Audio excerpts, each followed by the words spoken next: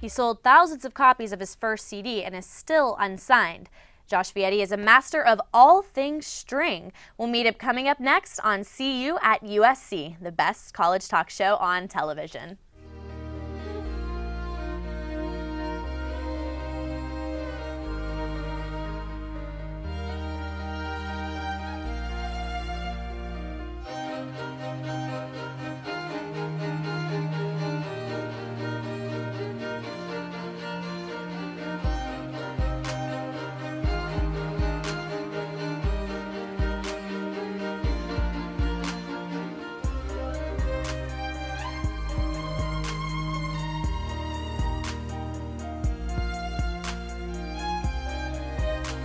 Hey LA, welcome to See You at USC, the best college talk show on television. I'm Jessica Wiedemeyer here in our 10th year at Trojan Vision. Happy birthday to us, with pop violinist Josh Vietti. Josh, how's it going today? Pretty good. Thank you very much for joining us this afternoon. My pleasure. Well, we've got a performance coming up for you in the future, but before we get to that, how long have you been playing music for? I've been playing music since I was 4, but professionally about a year and a half, 2 years. And as I said, you're a master of all things string. You play several instruments. What all do you play? Well, my main instrument, how I make my money, if you will, pay the bills, is that guy right there, the violin. But I also play guitar, bass, I compose music, and I sing when I have to. When you have to. When I have to. Not much of a I prefer singer. to play violin. So you That's started my out strength. Started out with the violin. Yes. When you're 4 years old. Was that your idea, or was that mom? It was dad, a collaboration.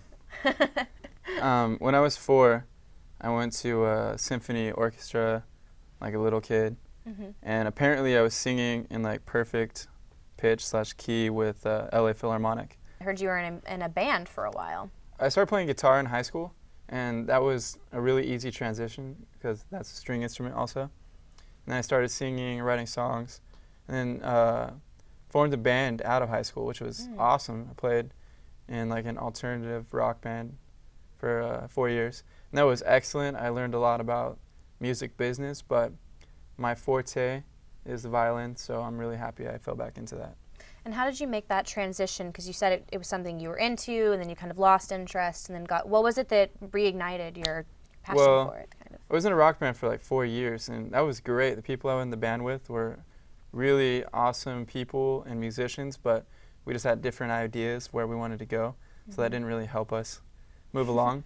And then I was doing that. I was in school and working, so I finished school, went to Long Beach State. That was fun. USC is awesome, though. Thanks for having me.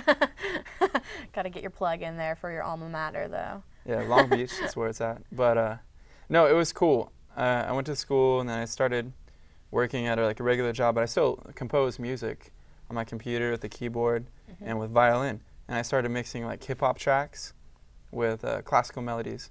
Then I played it for a friend of mine, and he's pretty influential in the Pacific Symphony.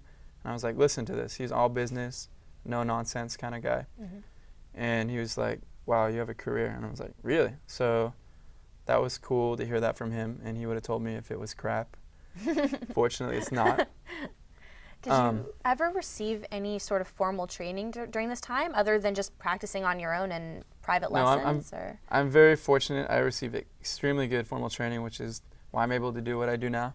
I studied with Misha Lefkowitz from the LA Phil for over 10 years, and he's an amazing violinist. He's a Russian violinist. He's an incredible player.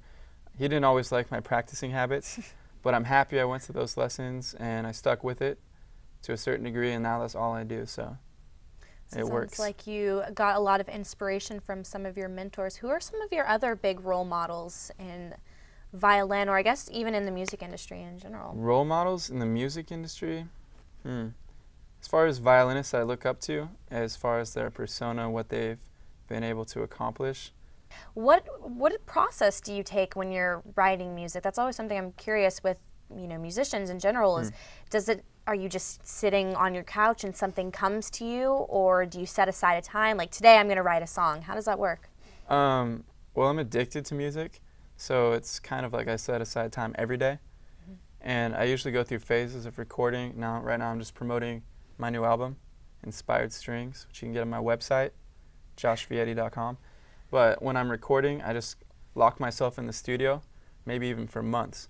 Sit at a keyboard, I write some music, and then I come up with an excellent violin melody, and then I'll throw in everything, the whole entire arrangement. So if anyone out there is interested, they should just follow the sounds of the violin coming down the street. Pretty much. What else have you been doing? You said you're so busy. What other kinds of shows have you been doing recently? I'm booked pretty frequently at private events. It's pretty cool. I'm doing a lot of events on the weekends, like red carpet parties, art gallery openings. A guy from E-Entertainment hired me for one of his gigs. That was pretty cool. Wow. So if you want good music, and I'm easier to book than a whole band, I'm one person, it's pretty cool. And then I've been in the studio. Recently I had the privilege of working with a producer. His name's Brian Kennedy. He's awesome. He's an amazing piano player, and he's worked with everybody. And because of him, I got to record recently on a Chris Brown track, which was awesome. And then I was in the studio, and I met Natasha Bedingfield and Brandy, and I got to work with them, so that was pretty dope. And like, I do a lot of things like that, and this has all been generated from playing in Santa Monica on 3rd Street. Wow. So get out there on the street, all you young artists looking to make it. But you have to be really good first. Just do whatever your passion is. Yeah. But that's a good avenue if you are an artist, yeah. So what exactly is a typical recording session like when you're dealing with someone like Brandy? How do you... Wow. What was that experience like in general? All three of those artists are amazing. Yeah. They are like even better live and really all down-to-earth cool people. So that was a real privilege. And the producer is an amazing guy. They're all really talented. So it's not one of those deals, well, I heard them on record and live, they were not very good. They all blew me away, so it was cool. Fortunately for me, I play by ear. So I just hear a melody, I come up with something that's catchy, and I lay it down real quick. So that's why I get a lot of business in the studio. So the producer had heard about you, and he saw me on the promenade too. Okay, so he saw you on the promenade, and then he asked you if you were interested in working on this, or? Yeah, he said he had an opportunity, and I was real skeptical. A lot of people say they're producers. I'm like, sure you are. So we agreed on compensation, and then I was like, I'll show up, let's do it. He turned out to be legitimate, and it was awesome. And I've worked with a lot of other artists too, so it's cool. I just get out there and people hear me and I get business. Were you pretty surprised when he told you who you're going to be working with, or? I just played on the track at first. I had no idea who I was writing for. It was just music to me, and it still is. But it's pretty cool because he's a big deal, and so it's a privilege to record with them. So do they play the music for you and then you improvise, or do they have a selection already? Well, the first gig I recorded with Brian Kennedy at his studio, and he's like, I've got a couple tracks. I heard him. I come up with a catchy melody. I just record it on the spot, and then I leave. Oh, cool. It's a pretty sweet gig you got there. It's all right. Well, we're going to take a quick break, but don't go anywhere, because when we come back, we'll be hearing a little bit of Josh's own personal stylings. On more, see you at USC, the best college talk show on television.